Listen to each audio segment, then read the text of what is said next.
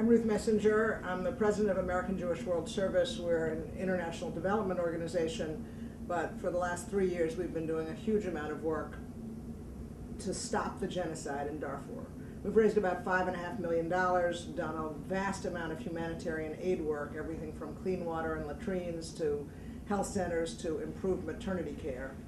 We've also devoted a lot of attention to advocacy, to organizing the Mall on Washington demonstration, to creating other opportunities for people to protest, to write letters, and now to be involved actively in pension divestment efforts and in putting the spotlight on China and trying to shame China for her support of a genocidal regime. I want to talk about what it's actually like in Darfur and Chad. I was in Darfur in August of 2004 and in Chad in October of 2005, and I'm going back to Chad in August of this year. And I go to be sure that our aid money is being properly spent, but I go mostly to bear witness, to understand what's going on and to be able to come back to this country and talk about it to activists who are already doing work, and talk about it to the large number of people who we have to reach, who we have to get concerned about the fact that this genocide has just entered its 5th year. So what actually happens to people who were living in Darfur? Let's understand first, they're living in a particularly desert-like country, very dry red earth, small green scrubby growth, but they lived in villages. They lived in farming villages, usually of 200 to 300 persons.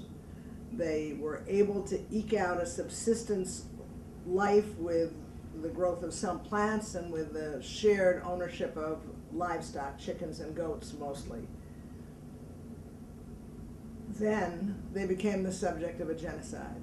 And when you're there, and I've been now I think in 6 different camps for either internally displaced persons or refugees, with 7 different translators, probably asked 40 people if they would tell me their story.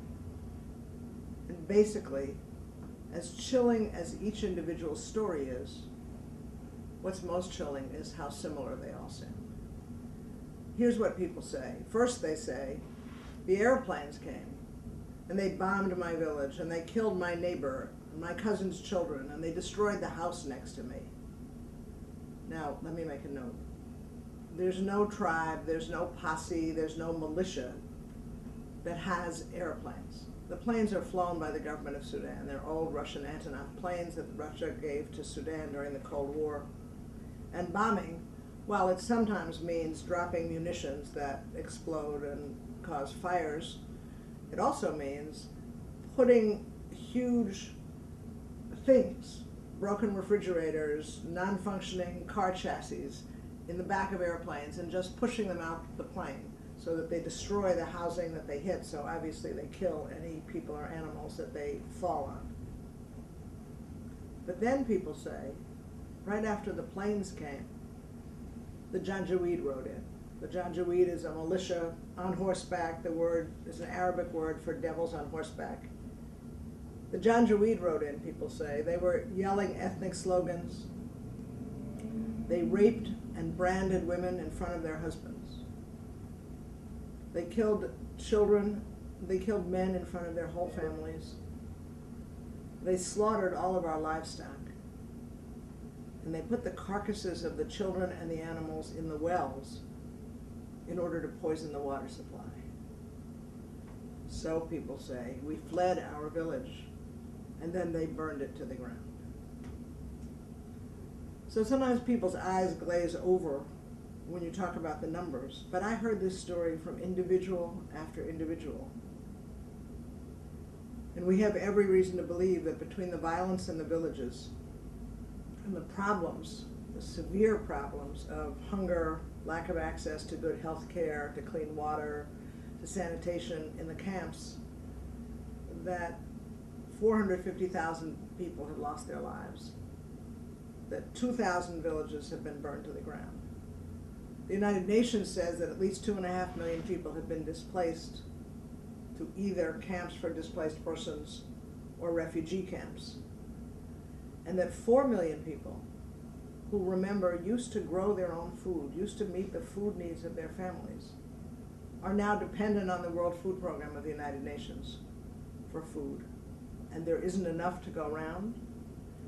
And deliveries in some parts of Darfur are sporadic because there's so much danger on the ground. And the food is grain. It's not usually culturally appropriate grain, but it's grain that can't be eaten without being cooked. But it can't be cooked in a refugee camp because people don't have stoves. So that leads to the women whom you see in the camps, whom you meet, who are carrying firewood on their heads. And they explain to you that because of the scrubby brush in this part of the world, there's no longer any firewood on the ground in the camps. You have to go further and further outside the perimeter of the camp to collect wood. They say, if we sent our sons or our husbands, and the Janjaweed found them outside the camp, they would be killed. If we go with our daughters, we will only be raped. So we go. So there's an ongoing problem of rape, a need to find ways to protect people, to get them patrols so that they're safe from the Janjaweed when they collect firewood, to try to find alternative methods of cooking the food that actually work in the camps. But let me go back to a point I made before. There isn't enough food. And people who lived in small villages of 200 or 300 who had food and sanitation practices that worked there are now in camps, some of which are as large as 130,000 people. So without full sanitation and easy access to clean water, there's a constant spread of waterborne disease. There are regular dangers of malnutrition and dehydration. There are children who are going to die because their bodies can't absorb the food any longer, and there is not sufficient or adequate medical care. Recently, we've also been paying attention to the serious problem of the lack of maternity care. While most of the field hospitals have actually done an incredible job of setting up a delivery tent and of training people to be traditional birth attendants, the minute there's a pregnancy complication or a delivery complication, the field hospitals are not equipped to do a C-section. So a woman with a delivery problem is put back in a truck to travel over hard-packed desert sand in places where there are no roads for 3, 4, 5 hours. And those deliveries result in complications that often, I'm sorry to say, kill the baby or the mother or create lifelong complications for the mother. So conditions are bad, and you learn about them easily because people say, of course I will tell you my story. I want you to take my story back to the West, because if people in the world know what's happening, then of course they will step in to stop the genocide. So that's really my message. It's why I go back, it's why I learn stories, and why I try to share them with the largest possible number of publics.